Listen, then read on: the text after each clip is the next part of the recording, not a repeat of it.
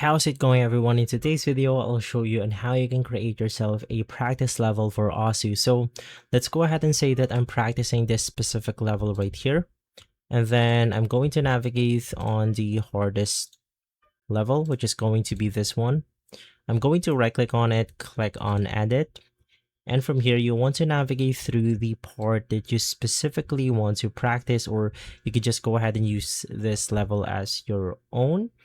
And from here, you could do something like click on setup, and then you could try adjusting something like the HP drain, the accuracy, the base velocity, and many more.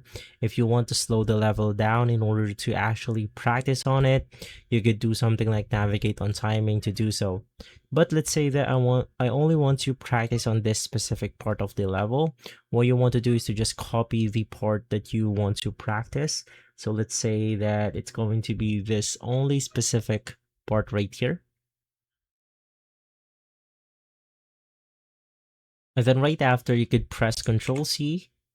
And then right after, you just want to highlight everything on the timeline itself. So in here, we actually have to delete the entire timeline, which is going to be this one. And then you simply want to press the timeline again, and then paste the only part that we have copied, because once again, we are only actually going to practice that specific part. And then from here, if you click on test, let's go. It will allow us to basically practice this part without any hassle on this specific level. And once again, you could just do the thing that I've previously mentioned, which is to lower down the speed if you want to. But in this way, it will allow us to actually practice a specific part of the level without actually playing the beginning or the end or the middle one. And from there, you should be good to go.